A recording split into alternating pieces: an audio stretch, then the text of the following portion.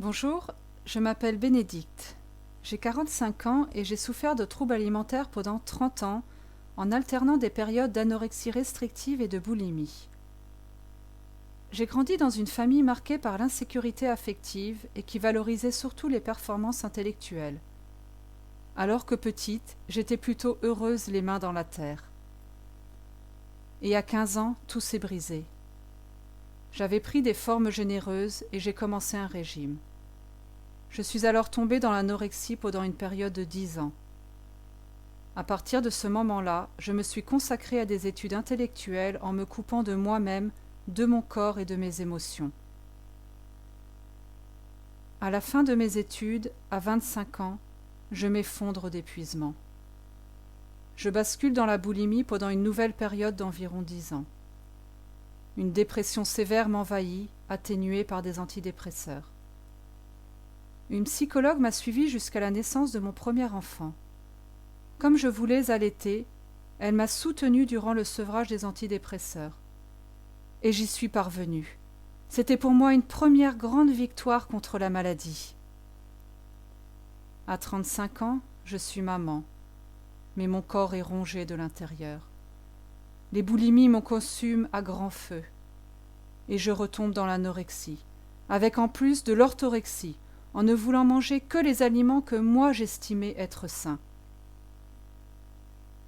J'ai alors enchaîné toute une série de thérapies, sophrologie, hypnose, EFT. J'ai rencontré des homéopathes, un endocrinologue, une diététicienne, des naturopathes. C'est une période où je me suis mise à beaucoup lire sur la nutrition. J'ai accumulé de la documentation, des livres, je testais seule des méthodes, mais sans succès. J'étais dans une lutte permanente contre la maladie. Je voulais y arriver, je persévérais, mais le trouble alimentaire était là, ancré en moi. Mon mari m'a toujours beaucoup soutenue, mais il était impuissant. Avec le recul, je peux mieux comprendre pourquoi toutes ces thérapies n'ont pas fonctionné sur moi. En fait, je ne voyais qu'un seul thérapeute à la fois, et ces thérapeutes n'étaient pas spécialisés dans les troubles alimentaires. Ils s'adressaient soit uniquement au corps, soit uniquement à l'esprit, mais il n'y avait jamais de prise en charge globale du corps et de l'esprit. De plus, entre chaque séance, je n'avais pas de lien avec le thérapeute et je me sentais très seule face à moi-même. Et puis, j'ai enchaîné toutes ces thérapies les unes après les autres sans aucune cohérence entre elles. Année après année, j'ai continué à perdre du poids jusqu'à ce début d'année 2022 où mon poids est tombé tellement bas que j'ai commencé à me sentir très mal. En mai dernier, j'ai eu l'impression que mon corps me lâchait. Et là, j'ai senti que je n'étais plus du côté de la vie. Mon médecin généraliste m'a parlé d'hospitalisation. J'ai eu tellement peur que ma soif de vivre a été plus forte. J'ai eu la rage de m'en sortir. Cette fois-ci, je suis prête à tout pour y arriver. Le médecin m'a prescrit un arrêt de travail pendant 2 mois, puis un temps partiel thérapeutique pendant encore 3 mois. Refusant l'hospitalisation, j'ai décidé d'être accompagnée par une naturopathe micronutritionniste et par une coach, toutes les deux ayant l'expérience d'accompagner les personnes atteintes de TCA. Le travail avec la naturopathe était plutôt axé sur la composition de l'assiette et sur la bonne assimilation de tous les nutriments. Elle m'a aussi guidée dans l'apaisement de mes émotions.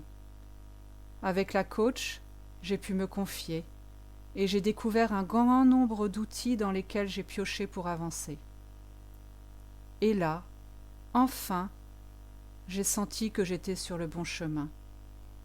J'ai commencé à me relever doucement et à reprendre du poids. Progressivement, en nourrissant mon corps, je retrouvais de l'énergie et une stabilité émotionnelle. Puis j'ai accepté d'accueillir mes émotions et de les exprimer. Pour renouer avec mes émotions, j'ai fait appel à la musique. Et la musique est devenue aujourd'hui essentielle à ma vie. Et enfin, j'ai accepté mon nouveau corps. J'ai pris 10 kilos en 4 mois. J'ai osé croiser le regard des autres et j'étais fière de mes formes qui sont pour moi un symbole de vie et de féminité.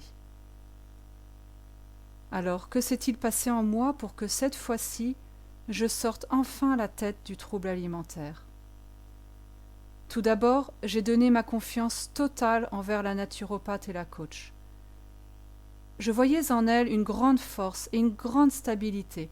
Elles avaient de l'expérience et des connaissances solides dans le domaine des TCA. Cela a créé les conditions d'une confiance absolue.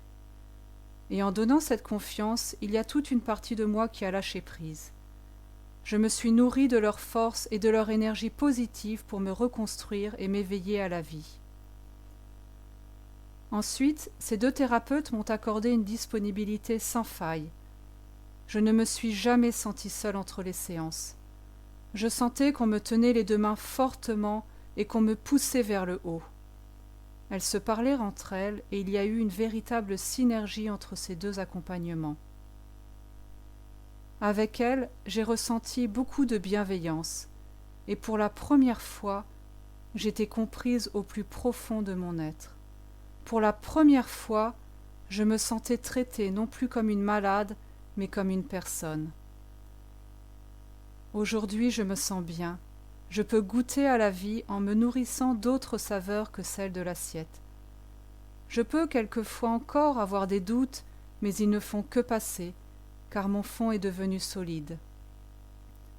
Ce qui m'a toujours beaucoup aidé, c'est le sourire à soi-même.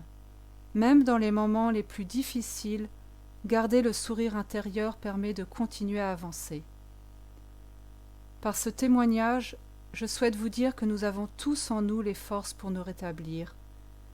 Croyez en vos forces pour avancer. Osez l'aventure du rétablissement. C'est une grande aventure humaine avec soi-même pour retrouver sa liberté.